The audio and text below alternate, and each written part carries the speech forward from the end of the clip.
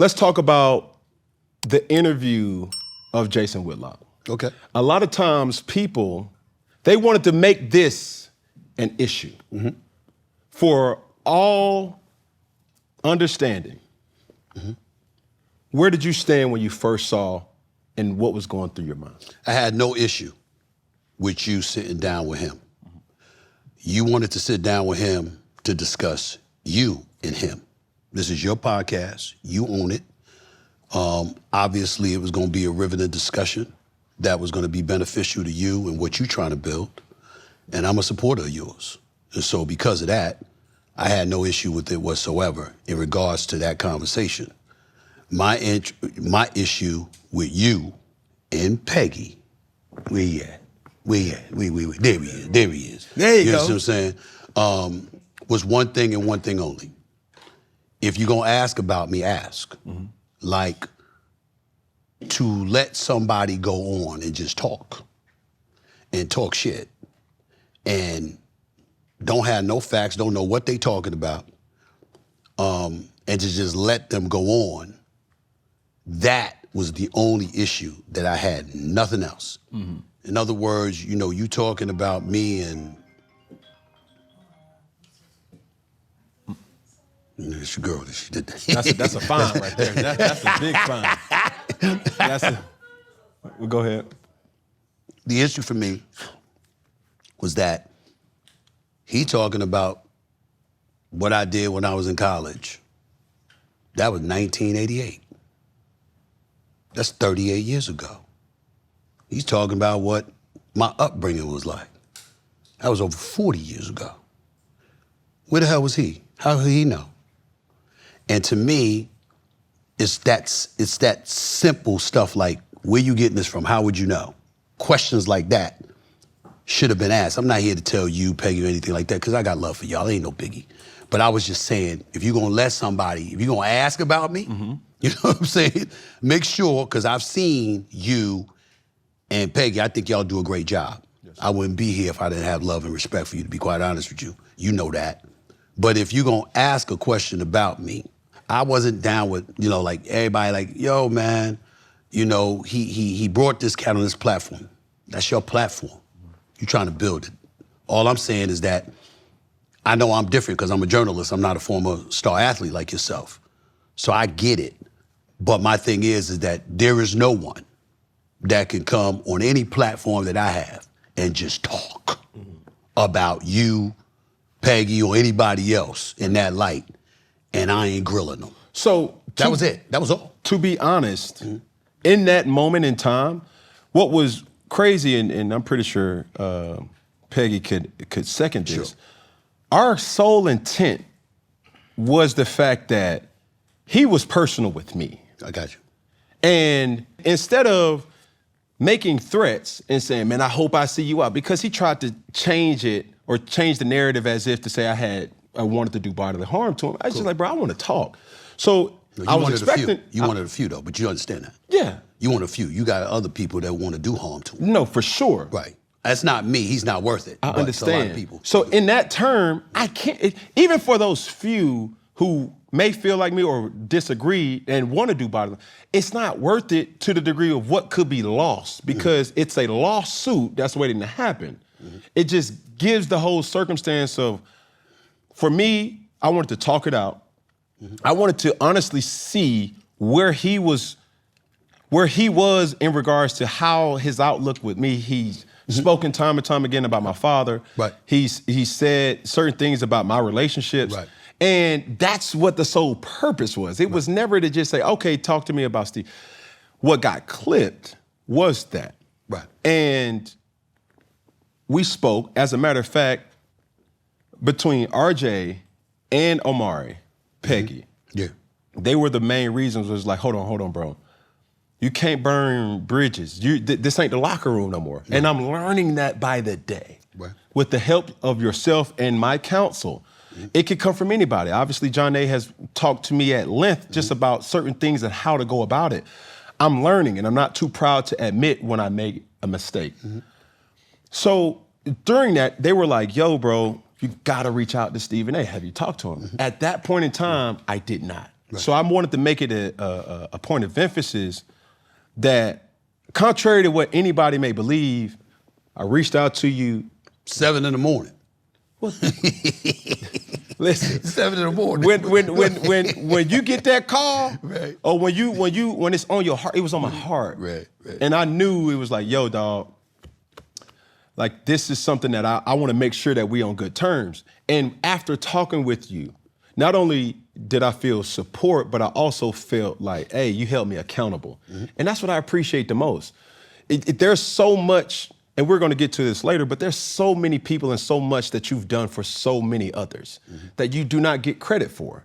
And for me during that time, like you said, I'm trying to grow my platform in a way at a rate that, is it on pace? Are we out of pace? Are we doing the things our way? I believe we are. There was a lot that came with that. One of those being one of our colleagues, Ron Clark. Okay. And his situation was a little different because he texted me saying how he felt. I said, bro, respectfully, I can understand how you may feel. But I think it was a little contradicting in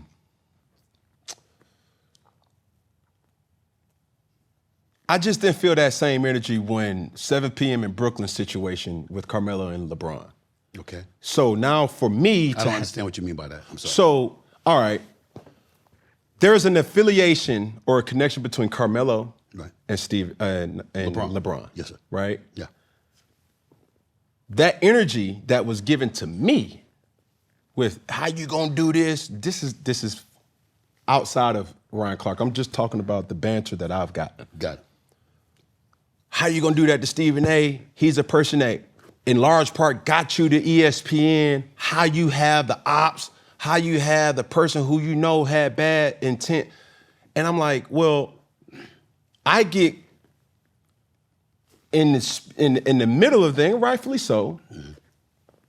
But even for Carmelo and his platform, when that went down with those type of discussions, it was just a mixed bag for me. Right. So when I was talking to Ryan, I'm like, bro, like, what is not going to happen? You can't tell me how to run my operation. Right. At no shape, form was my intent to defame, to bring any type of misfortune. Well, see, that's a delicate situation. Let me explain. I never once questioned your intent. Not one time, not for 1 second. And I didn't say anything to you just now or on the phone that I didn't tell Ryan. For sure. But Ryan's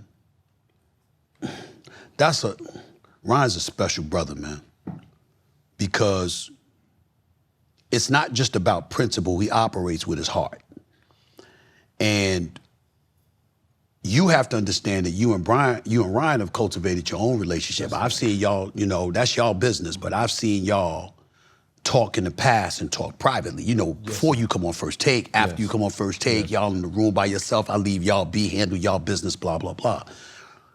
Ryan is one of the greatest brothers I've ever met in my life. He got a heart of gold. And who he rocks with. And he doesn't have a phony cell in his body. He can't do it. And he's gonna speak from the heart. And I think that the part that, if I may say this, that I think you're missing about where he was coming from is that Ryan might have used that as an example, but he watched the interview.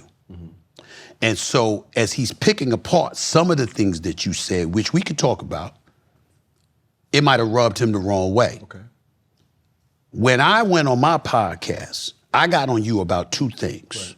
Right. One is you and Peggy know how to ask questions. No matter how much you learning, you're not giving yourself enough credit for what you know. You're also not giving yourself credit for the core decency that is Cam. Like, you a good brother. You ain't trying to hurt nobody. No, sir. You trying to live your life. You trying to be as successful as you possibly could be. You trying to make this shit rock. You trying to do all of that.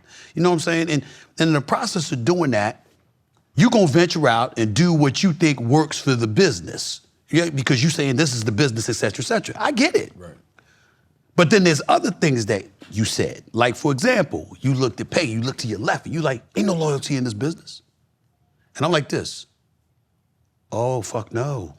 There's loyalty in every business. Now, that doesn't mean that I believe that you were disloyal to me. I want to be very, very clear. I never took it that way. What I'm saying is your words carry the kind of weight coming from you because superstar athlete, #1 overall pick, Heisman Trophy winning national champion, in locker rooms, vibing with cats. You can go to in any hood in America and you're going to resonate in ways that most can't. Yes, sir. So because of that, when you talking with cats, it's like, I don't care who it is. Everybody understands there's loyalty in something. And if you say that, then all of a sudden, that's when I said, wait a minute now. No, Cam, you're wrong on that one. Forget me. Forget the subject matter. Forget you talking to him, meaning Whitlock or whomever. The principle of loyalty, it doesn't mean that you're going to do something that everybody thinks you should do, that you ain't going to do it the Cam way, that you ain't going to rock the way you rock. That's not what I'm saying. But when you make a generic statement like that, cats have a hard time relating to that because that's not a principle we follow. You know, so if somebody comes, there's a litany of facts, hypothetically speaking, that they could come and they could say, Cam this, that, and the third. And I gotta humble myself to listen to their facts. When they start getting personal and they in attack mode, I'm like, hold up, what you doing? And if I'm sitting there looking at the business and I'm saying this is how it goes, then I'm saying the business usurps my principles. The business usurps my code. The business usurps what I stand on. That's not the Cam we know. It's not the Peggy we know. It's not the Stephen A we know. That's not the Ryan we know, Ryan Clark. So when you said what you said, in his mind, and I don't want to speak for him because I really didn't go that in depth with him about it, but I'm imagining the private conversations that y'all two had. We did, and we had conversations. And you've had numerous conversations because I've seen it. And I'm like, ain't no way in hell that's the Cam he thought he was talking to that said that. He's thinking, nah, what you mean? Because there's an expectation that comes with it that he rock with you, he work with you, y'all work for the same company, you contributors to First Take, you doing what you're doing, y'all, you know, you vibe with one another and the whole shit. He's not expecting to turn around and see something different than the person he was rapping to. Yeah, but I think he was coming at me with asking why him? Meaning why Whitlock on your show? Why Whitlock on my show? Sure, but a lot of people feel that. I didn't feel that way, but he did feel that way along with others. Yeah. But I understand that. Because I did say, you've publicly apologized for something that you still may stand on. Right. But because of, if you didn't do it, you'll be standing over here or standing over there out of the way. So I'm like, bro, that may have gotten taken out of context, but my loyalty thing was, yo, I know it'd be hard for somebody to remove me from Funky Friday. It'd be hard for somebody to remove me and Peggy from Fourth and One. Right. It'd be hard to do that. That's what I'm saying. There's no loyalty in regards to control. My thing was intent. Right. My loyalty obviously goes to what benefits me. Got it. You have allowed me the opportunity to broaden my platform by having me on. Okay. I'll never forget. Conversation happened last year. You called, you said, bro, right now, you're on one day. But I'll give you an opportunity to come on two. I'm gonna leave it in your decision. But you hung up. I'll call you back later. Yep.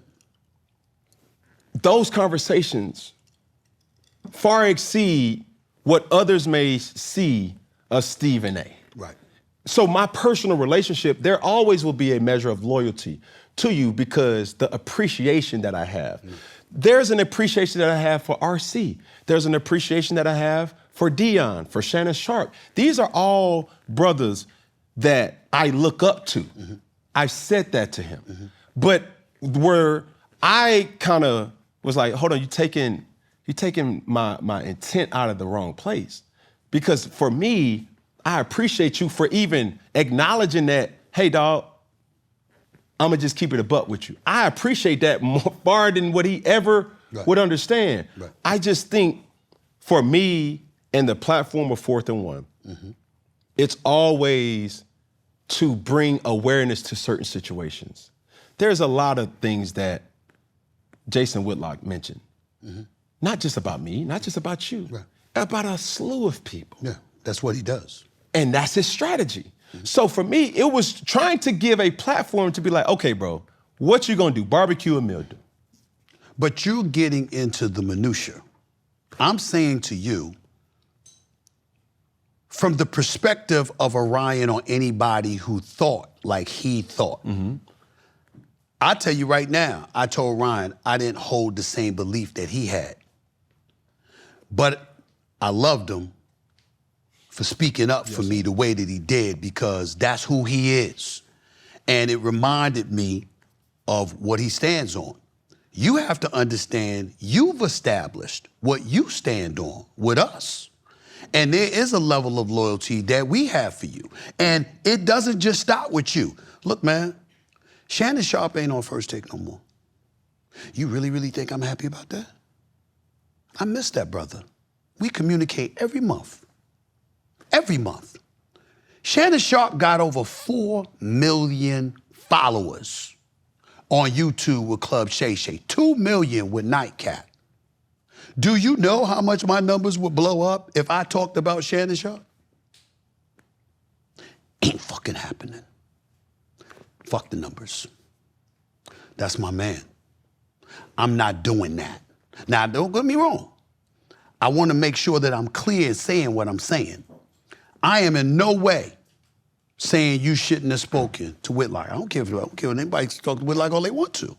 All I'm saying is that if you're gonna bring up my name, ask those questions. Yes, sir. That's it. Okay. Nothing else. Nothing else. But from the general principle perspective, I got a whole bunch of students here. My man Shabazz, my man Champ, my man Money Mark, Cardell, Rashawn, the whole crew. I got cats. My sister Sumatra, my man Juvie, you know all that stuff.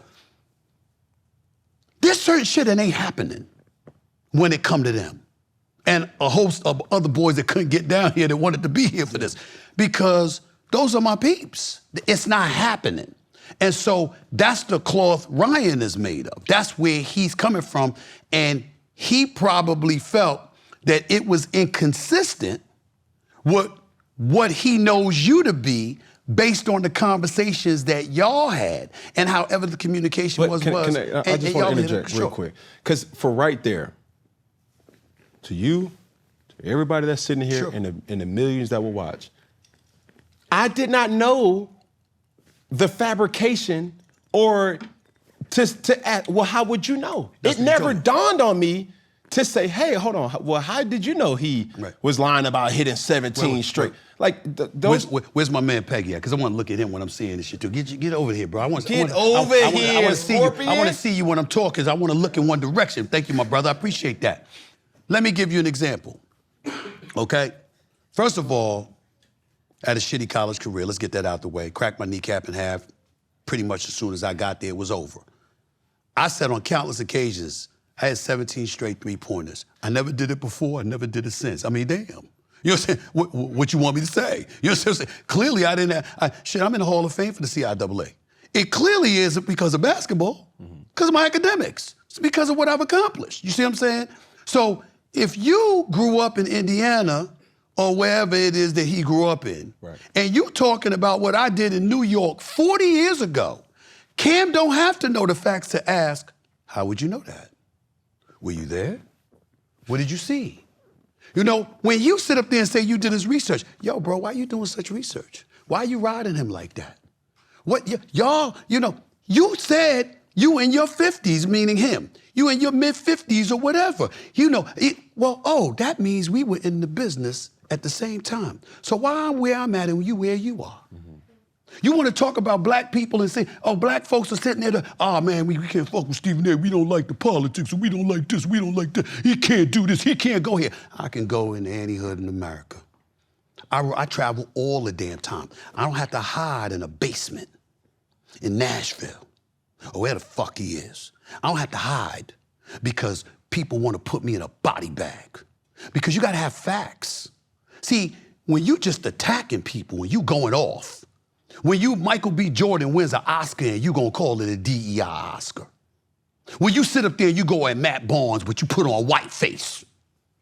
When you sit up there and Ozzie Fudd just sits up there and becomes the #1 overall pick for the WNBA, but you gonna put some shit on social media talking about that ain't about her deserving to be the #1 pick. That's about her and Paige Beckett and say some shit. It's stuff that crossed the line. That's why he hides. Because he gotta watch out in public because people want him. Now, I wouldn't do that. I'm a law-abiding citizen. On top of it all, I got too much to lose. And number 3, he ain't worth it.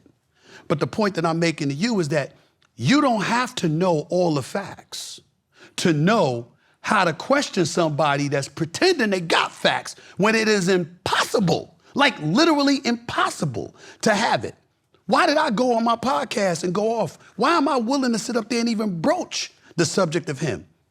He mentioned that a professor of mine wasn't really a professor, who's like a mother to me, who's in her 70s, dog. Retired, ain't bothering nothing, don't even know who he is. You willing to go there. He brought up my boy, Spank, my man Gary Stevens. Talked about him like he's supposed to be something, but he wasn't. How you know that? You don't know. So I'm like, when you see somebody that's doing this and then hiding behind God and using the Bible literally to justify every evil, maniacal, salacious piece of garbage that he spews, I'm saying to you and your man, who I respect, by the way, you know that, yo, these are basic questions. So when you say you don't know, this is the Cam I know. Decent brother, good brother, been through a lot, doing a lot, does a lot for a lot of people, got a lot of love in your heart, light up rooms wherever you go. One of the things I rave about when I talk to the bosses about you on First Take, I said, I don't even want to do a road show. My man Vashon McDonald is sitting right here next to me, right? Love him to death. I tell him flat out, he's like, Stephen A., you this, you that, you could do this, you could do that. And I go like this on the road. It's gotten to a point, Cam, I don't even want to go on the road without you. I don't want to do a road show. It's First Take, it's me, it's what I do. And if I'm on the road and I'm without Cam, I'm like, oh, shit, I got to hold it down. I don't need to do that when you're there because you walk into a place and it's Superman all over again. I was mad as hell when Carolina Panthers had the playoff game and you came out there and you banged that drum and I was mad as hell because I wanted to be there for you. I was mad as hell when you got your jersey retired at Auburn because I wanted to be there for you because that's what you have done for me on First Take when we go on the road. So I literally, you could ask my assistant and everybody, I couldn't make it. I was like, damn, because I wanted to surprise you and roll up to Auburn when your jersey was retired. Just because all I wanted you to do was turn around and see my man Stephen A. there. He here just for me. Because what the hell do I want to go to an Auburn football game for? No disrespect. They ain't what they used to be when you were there. You understand what I'm saying? They the other team in Alabama. Let's be real, okay? But I wanted to be there for you. So what I'm saying to you is that there's a lot about you that's far more positive and far more valuable than even you realize. And I'm saying to you, when stuff like that happens, I knew what your intent was. I wasn't worried about that. I only had one issue, and that was that you didn't ask the question because there was nothing that he said that he could definitively prove. Nothing. Oh, it's an HBCU. Well, they ain't giving no scholarship, blah, blah, blah. Well, how I pay for college? How? I was poor. My mother couldn't afford it. How did I get to college? How did I get a degree? How did I get a degree without paying a dime? What did I do? Somehow, some way, it's like I'm an honorary doctorate. I have an honorary doctorate from Winston-Salem. I'm in the CIAA Hall of Fame. What I do, make it up? I'm down here because HBCUs are honoring me tomorrow. The news just came out. I'm being inducted into the Hall of Fame. What I make up? So he's talking. I have facts on my side, and I have a resume that he can't touch. This is life. And the only place he found comfortable, other than that bloated ass chair he sits in, is when he came here, or when he talked. He didn't come here, he was on the video. But I'm saying when he was on the show. And I'm saying, cool, I got it. But in the same breath, whereas most instances, 99% of the time, I don't address it. With him, I was like, no, I'm gonna make a special occasion, because it's not because of me. It's because of an army of people in our industry that he has done incredible freaking damage. You don't know about him going to the bosses and volunteering to attack all of us. You don't know about how many people he tried to get fired. You don't know about how many people he tried to call incompetent in this industry and how many careers he has tried to ruin just because he ain't them. So finally, I did one podcast without belaboring it, because I ain't come here to talk about him all night, but I ain't running from it. I had to do something to just say, on behalf of the industry, we know what he's done. And I'll end it by saying this. I challenge you or anybody in our industry to walk around this industry piece by piece, individual by individual, black person, you understand, women, men, whatever. Ask one of them to say was Stephen A. wrong. One. I'll give you a month's check. One. There's no, damn right. There is no one that will tell you I'm wrong. He talked about he did research. I got files. Am I lying, Rashawn? Am I lying, Solange? Am I lying? I got files of the shit that motherfucker has done. That's what I'm talking about. It's not about his truth. It's about real truth. And it's about a level of evilness and viciousness coupled with lies and despicable stuff that he proves over and over again. And ultimately, I just said, yo, we had the same amount of time in this career. Look at his career and look at mine. There's levels to this shit. Yeah. And he is nowhere near. So I guess I made that up too, huh?